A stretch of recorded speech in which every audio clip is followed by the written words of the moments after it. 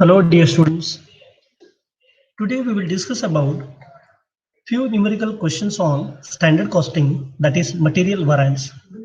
So let's see the first question of today's discussion. So this is problem number 6. In this question, the information has been arrived from the cost records which are made available, from which we are required to calculate or to find out material cost variance, material price variance, and material usage variance. For that purpose, opening stock of material, it is not given. Closing stock of material, that is 1000 units, is given. Standard quantity of material required per ton of output is 50 units. Standard price of material per unit is rupees 1.50. Quantity of material purchased is 5000 units. And cost of material purchased is rupees 10,000. Quantity produced is 1100 tons. And they have also requested us to verify the results. तर विद्यार्थी मित्रांनो, हा जो आजचा आपला problem number 6 आहे, या problem number 6 मध्ये आपल्याला त्यांनी मटेरियल कॉस्ट व्हरायन्स, मटेरियल प्राइस व्हरायन्स आणि मटेरियल युसेज व्हरायन्स या तीन गोष्टी आपल्याला कॉम्प्युट करायला लावलेल्या आहेत. आणि ह्या तीन गोष्टी काढण्यासाठी आपल्याला ओपनिंग स्टॉक जो आहे तो नील दिला, परंतु क्लोजिंग स्टॉक किती आहे आपल्याकडे 1000 युनिट्स आहे.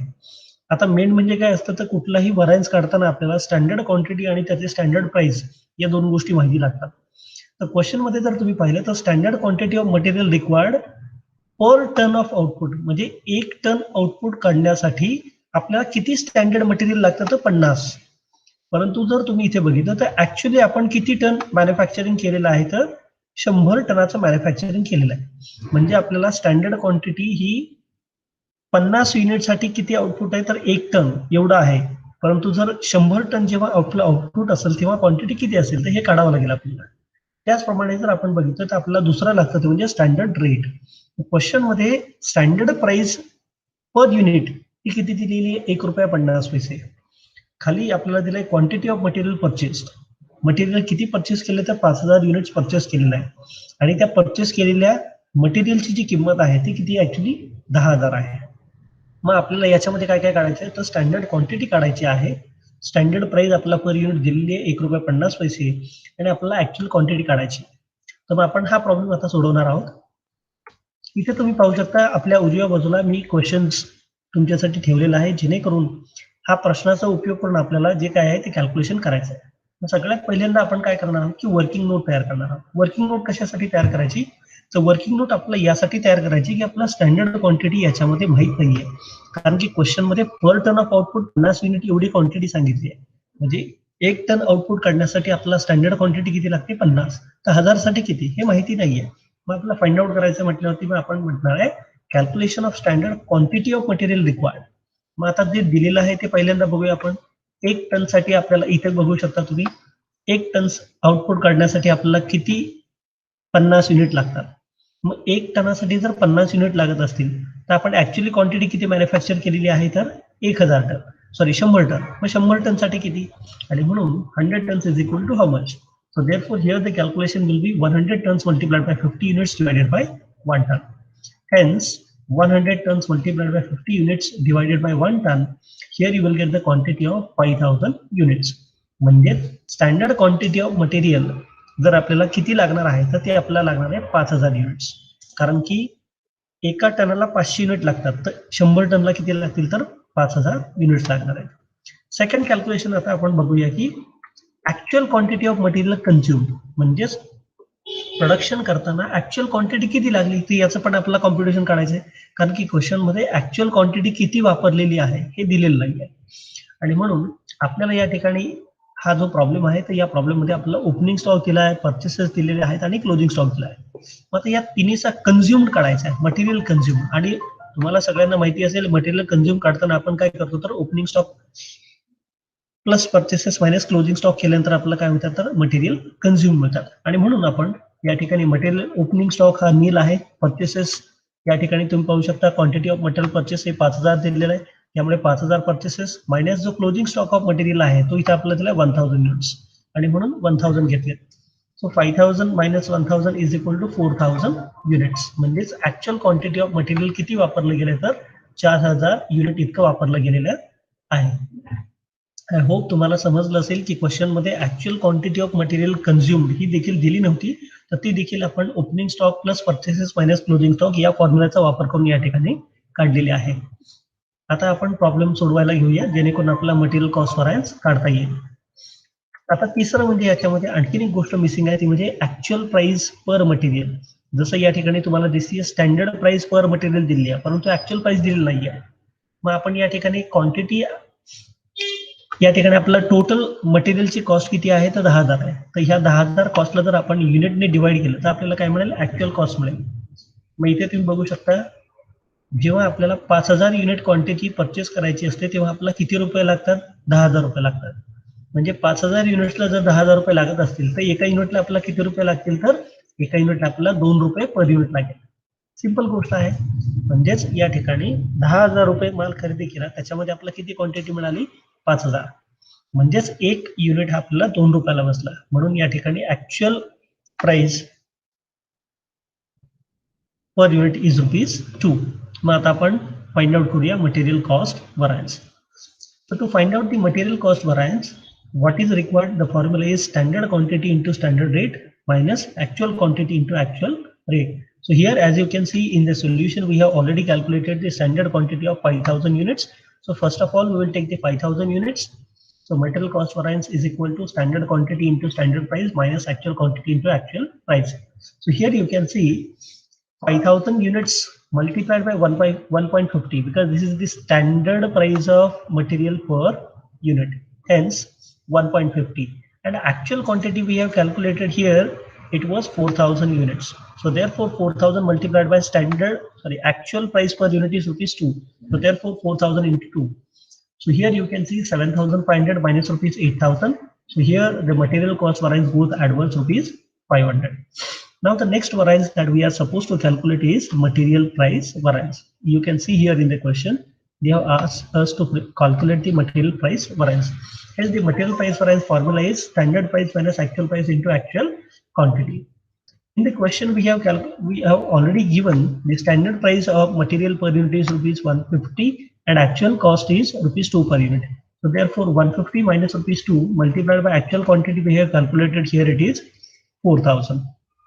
Therefore 0.50 multiplied by 4,000 is equal to 2,000 adverse. Now it's time to calculate the material usage variance. And to find out the material usage variance, we have a formula standard quantity minus actual quantity into standard price. So here standard quantity is 5,000 units minus actual quantity is 4,000 units multiplied by standard price it is given is 150. So therefore as you can see here, we have put all the sums into the formula and therefore 5,000 minus 4,000 is equal to 1,000 units into 1.50 here is equal to 1,500 favorable. This is the material usage variance. And now to verify the results we have a formula like material cost variance is equal to material price variance plus material usage variance. So therefore material cost variance, that is here you can see 500 is equal to 2,000 adverse plus 1,500 favorable. Therefore, here in total you will get the 5,000 adverse is equal to 5,000 adverse. So this was the as usual question, but there was only difference in the calculation of standard quantity of material and actual quantity of material. So these two things you should keep in mind in this question. Now let's move on to the next question, and in this next question we are going to calculate the material mix variance also. So therefore, I request you to please be patient and please focus on the question. So the next question is, that is question number 7. From the following information, you are required to calculate the material cost variance, material price variance, material usage variance, and material mix variance. So dear students, here you can see this one is the new variance that we are supposed to find out in this question. And this is the first time that we are calculating the material mix variance. And to calculate this one, we have information regarding the two materials, that is material X and material Y. So as far as material X is concerned, the standard mix is 70 kg at ₹2 per kg. And as far as material Y is concerned, the standard mix is 30 kg at ₹4 per kg and actual mix is 60 rupees per ₹2 per kg and 50 kg at ₹5 per kg. And now to calculate this one, we will have to first calculate the working loads.